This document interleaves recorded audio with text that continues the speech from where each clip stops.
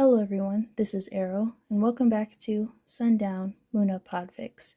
Today we'll be continuing Fic Bullies by RandomWeirdCat, Chapter 38, Summary. Let's check up on All Might. Stop looking at me. I don't even have eyes. I can't be looking at you. All for One snarks back at him. Yaki scoffs. You have some type of visual quirk. You can see me, so don't lie to me, you bastard. He yells, trying as hard as he can to lean away from the man in front of him. All for One laughs. You're not as dumb as you seem. I've heard that principal of that horrid school has theories of me having a back quirk, so I could sense everyone. Odd theory, really. There's a slight pause as he kneels. I hope your Nomu kills you one of these days. Yaki's been trying to provoke the villain for a while now, throwing insults and throwing petty blows about what he knows about his brother being stronger than him. Did you know Izuku's starting to recognize his settings now? He's asked about you, just a few hours ago. I completely forgot about you in those moments. Poor boy really is just bent all out of shape now. It takes so many quirks to actually get him to come out from under all that trauma. I'm trying to fix it, though. All for One said. His tone was off from every other tone Yaki's heard from him. He seems almost not psychotic. Yaki bites his tongue and exhales with a shaky breath. What did you do to him? His anger is hot in his chest. You care now? How ironic. I've always cared. Don't you? A hand catches him by his hair and slams his head into the wall. There was a dent forming now with all these abusive visits. Yaki groans, blood trickling down the back of his head and through his hair. You show an odd way of showing it. You didn't even tell him about me until it concerned you. The villain's words stung, but not enough to distract Yaki from his discovery. Why are you pretending to care about Midoriya? He spits out. All for One's hands clench around in his hair. Yaki groans, blood trickling down the back of his head and through his hair. You have an odd way of showing it. You didn't even tell him about me until it concerned you. The villain's words stung, but not enough to distract Yaki from his discovery. Why are you pretending to care about Midoriya? He spits out. All for One's hand clenches around his hair, and Yaki could feel the tugging against the last burning embers of One for All. Maybe I do really care. Me caring for the young hero is better than him having you care for him. He doesn't have as many enemies. He's safe. He's taken care of. He's exactly where he needs to be, as are you. All for One releases him and rolls his wrists. He's not taken care of. Yaki grinds his teeth together. He has food, water, shelter, a bed, friends, nannies, and me. He's taken care of. I just need to continue fixing his head, that's all. All for One crosses his arms and hums. Maybe I should kill you now. Why do you continue to wear clothes that are 2 sizes too small? Those buttons are gonna pop off. Yaki complains and completely ignores what the killer said.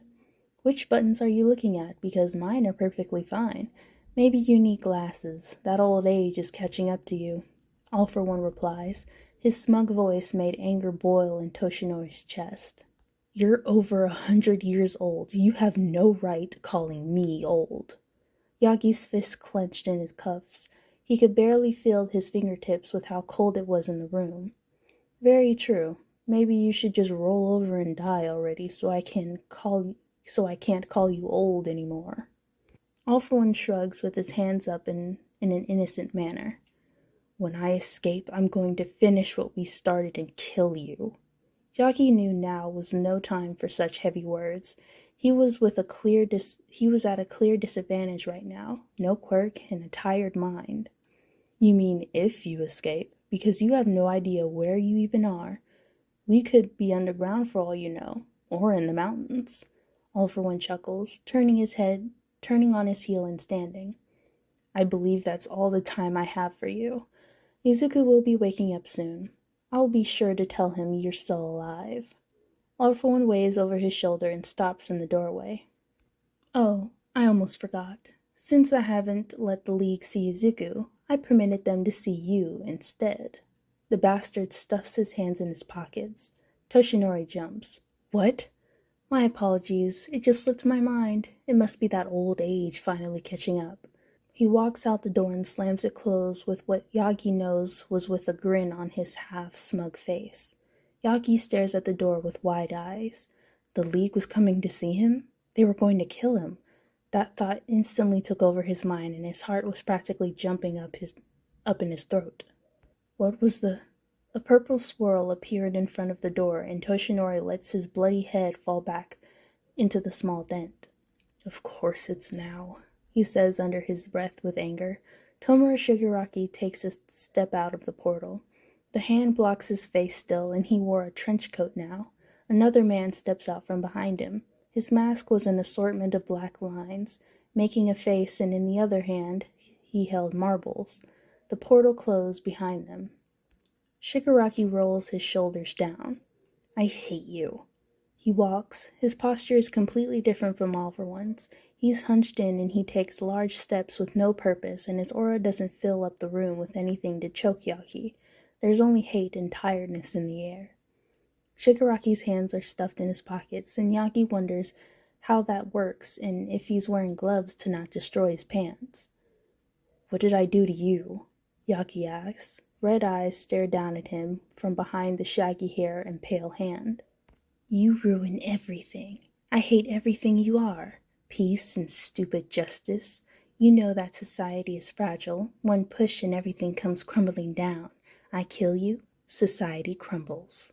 Shigaraki reaches up, his gloveless hand reaching up and scratching his neck. But that's changed now. Now we have Izuku, and I wonder how many Izukus are out there. Quirkless, belittled, abused, suicidal, and they look up to a hypocrite like you for answers and hope. Shigaraki kicks at the ground. Society is not fragile, Yagi argued. He was just a pillar, like every other hero. If he died, his pillar would stand and push others to be pillars as well, and help society strive. You know it is, as much as I hate to admit it. Stain hurt society. He made those heroes question themselves and work harder. Some quit out of fear of others buried themselves in work. Shigaraki sighs while stretching his back and standing straighter. Yagi stares up at this child. He couldn't be older than 24. He was so young, and to throw it all away because All For One's beliefs is heartbreaking. He could be a senior right now at UA, or out in the world being a hero. Why are you with All For One? What do you get out of being on his side? Yagi asks with sorrow. I get to see your death and the world change. That's all I want. Compress? What do you want? Shigaraki asks his ally. The Maxman shrugs. I can't reveal that quite yet, but for now, it's the same as the other members of the League's want. Compress waves his hand as a casual gesture. Yagi shakes his head. I can help you all. UA has a system for villains who want to redeem themselves. I can... Shigaraki yells with rage. We've all tried going for help. That didn't work, so new plan. We don't need anything else from you or your heroes. Look how much you've all helped Midoriya after all. That's a whole shit show on its own. We were trying to help him before you ripped him away. Yagi is cut off by Compress, who pulled out a shitty-looking burner phone. I think maybe this wasn't quite the best idea. I believe we should return later, Tomura. He points out Shigaraki's clenched fist at his sides. Fine. He looks back down at the all-powerful All Might. I can't wait until the time comes where I can disintegrate your stupid face. I'm going to get out of here, and I'm going to take every single one of you down. Yagi resorts with equal the amount of anger as the villain in front of him. The only time that those cuffs won't be on your wrist is when I turn you into dust, you idiot. Shigaraki snarks right back at him. A purple portal opens and Shigaraki doesn't glance back at him from over his shoulder as his ally did. Compress bows a bit and takes off his mask. The man's chocolate brown eyes stare into his and he winks. Good luck. He hops back into the portal and another person steps out. A man with purple patch-like scars and bright turquoise eyes. We've met before, but I doubt you remember me. The man walks towards him with a smirk on his face. The purple portal closes behind him. Chapter 39. Summary. Inko? Who's that? Let's meet her. She tries to keep her head down and her hands steady. She slowly walks to the door that is surrounded by reporters. "There!" a voice calls out, and she mutters a curse under her breath as she tries to hide in her dark hair. "Miss, how do you feel about Yue losing your son twice?" a reporter asks. They all rush towards her. She stays silent and keeps walking. "Miss, please, any comments on the attack on Yue? Do you think Yue lacks the measures to protect their students? Will you sue Yue for if your child does not come back soon?" A woman pushes her way past the other reporters and holds the microphone in front of her. "I'm here now with Inko, Midoriya, and Mustafa. Now, miss, if there's anything you can tell us about Yue, anything about the attack? Did Yue contact you about losing your son? If your son gets rescued, will you be—" Inko stops and her bags fall to the floor. She glares up at the tall reporter with tears in her eyes. "How dare you? My son will be rescued.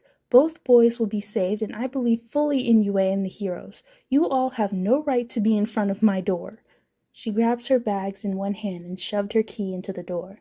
"Now get away from my home before I call the police on all of you. Shoo!" She rushes in and slams the door. Inko falls onto the floor, sliding down the door as she lets out a shuddering breath. Her son will come back. She knows the heroes will find him again and find the other boy as well. Everyone will be okay. And she will be taking her son out of the dorms once he comes back. They couldn't keep her baby safe anymore. She had to protect him since they couldn't. She pulls her knees up to her chest and buries her face. My baby boy. She remembers answering the phone call. Her son was kidnapped right out of his dorm room, along with his friend. She stormed to Yue and demanded answers while still on the phone. Inko got her answers, and they told her that they would keep her updated if they found anything. After that, the kidnappers revealed themselves. The League of Villains showed up at Yue and stole her baby and the other boy's clothes. She ignored the few emails because they were about little things. What middle school did Izuku go to? Was he happy when he came home? Did he look all right when he was younger? Was he hurt when he got back from school or playdates? Did he ever tell her anything about school? She didn't understand. What did the answers have to do with finding her boy? How did they help the search? Soon after, her baby was rescued. Inko dropped everything in a rush. She got the call and took off like a bullet out the door. She rushed out the door into the school, completely leaving the kettle of warm water on the stove. Inko speeds through the roads into Yue. Her phone sat in her pocket of her sweater. She ignores the familiar vibrations of Yue's personal call tone. She was almost there. Her brain was clouded with only one thought on her brain. She had to see her baby again, and he was just up the road. Fire. Bright blue fire consumed the roads, and Yue was crumbling. She stomps on the brakes. The car slides to a halt and she climbs out. Yue crawls on top of her car and almost slips off. Her breath gets caught in her throat. She sees her son attacking the man in the sky, and a blonde man was unconscious in the middle of it all. She screams her lungs out for her son. She wails and hyperventilates. He doesn't hear her over the roaring flames and through the fight. Izuku falls in the man's grip. She raises her hand and prays that her weak quirk worked the way she wanted it to. She grips something and she desperately pulls, not caring what she grabbed. Tension filled the air as the masked man slowly turns to look at her. His dark mask glares at her. She could feel a chill run up her spine, and she can feel his presence even from such a distance. He raises a hand. Red and black tendrils shoot out, ripping through the air, and reaches towards her.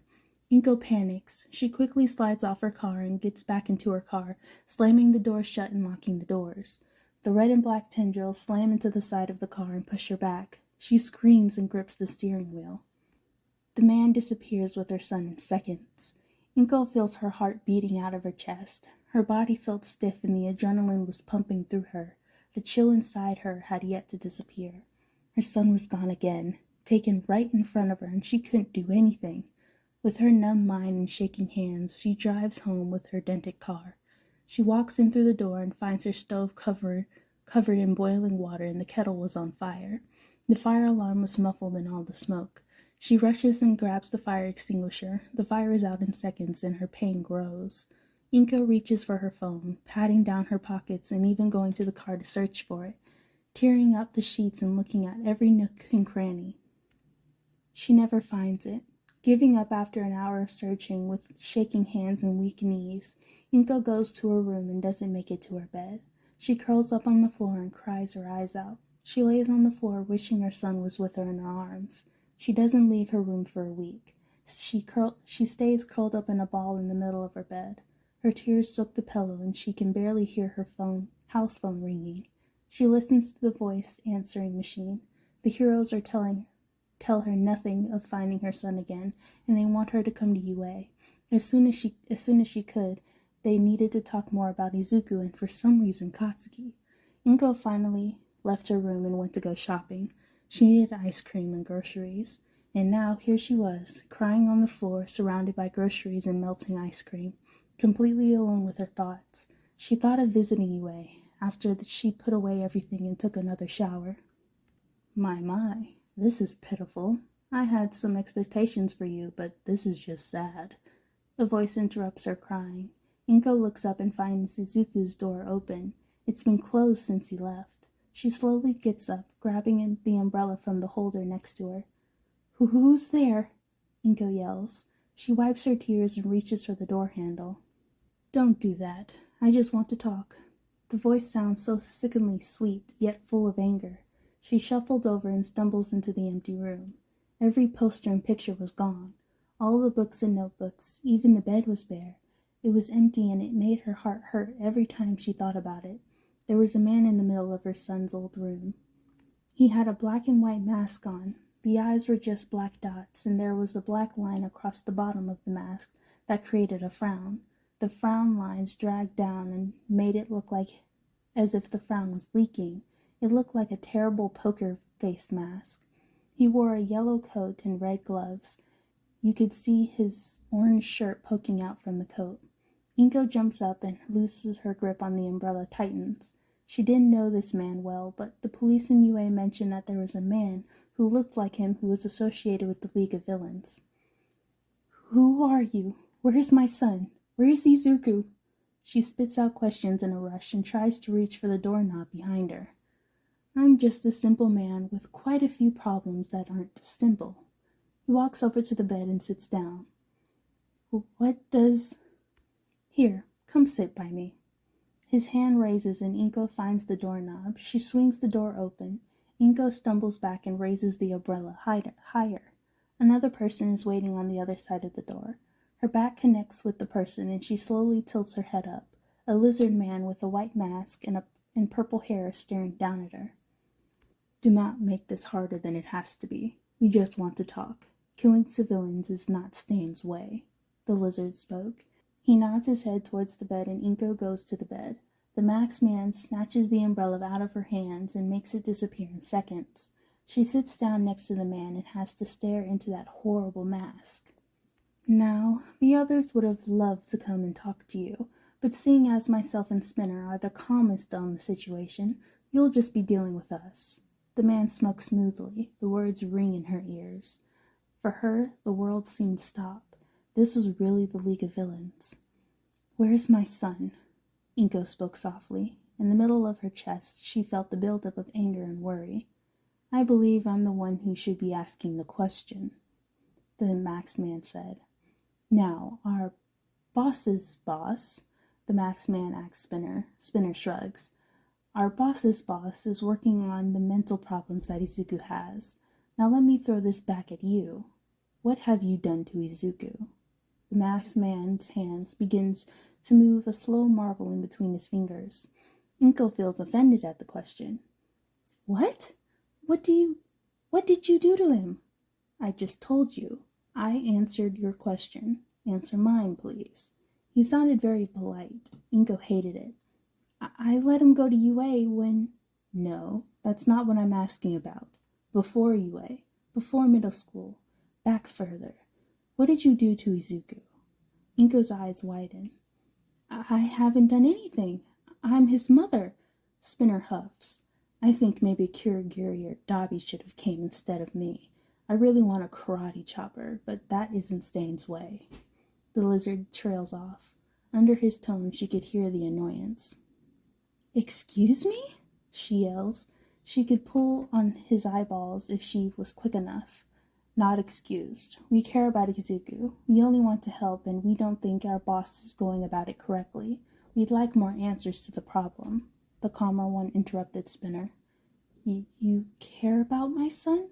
She asked, surprised at how open they were about it and wondering if they were actually lying. Very much so. He's adorable and very nice. The man tilted his head. It almost sounded like he was smiling from behind the mask. Her body shook with fear. My son just wants to be a hero. Please, give him back, Inko begs. The masked man chuckles. About that, no. The League of Villains have claimed both of our kidnapped guests, and we have no plans of returning them. Inko's eyes widen. Claimed? Those boys aren't just some animals you can... Not that way. We are adopting them, I believe. The man spoke with a simple wave of his hand, and the marble spins between his fingers and rolls down his sleeve.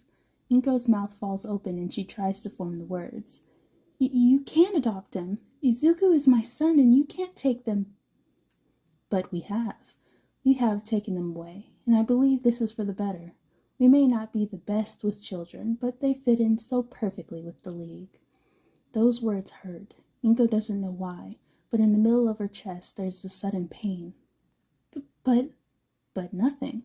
I need to ask a few more questions. Let's start. Why have you neglected your son and his needs?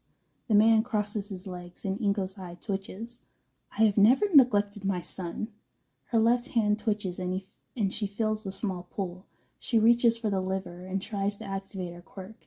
In a flash of movements, there's a knife sword under her throat. Inko cries out and lets go of the hold of his liver. She goes to back up. Spinner presses the sword closer to her neck. That's not very smart. Civilian or not, Stain's way will be put to the side if you harm my friend, and don't answer our questions, Spinner said through gritted teeth. The masked man sighs. Let's try this one more time. Let's take it from the top. He claps his hands together and ignores the pain in his stomach. All right, everyone, that is the end for chapters 38 and 39. Man, do I hate reporters. They are so invasive and judgy. Can't stand them. Anyway, thank you so much for listening, and I'll see you all soon.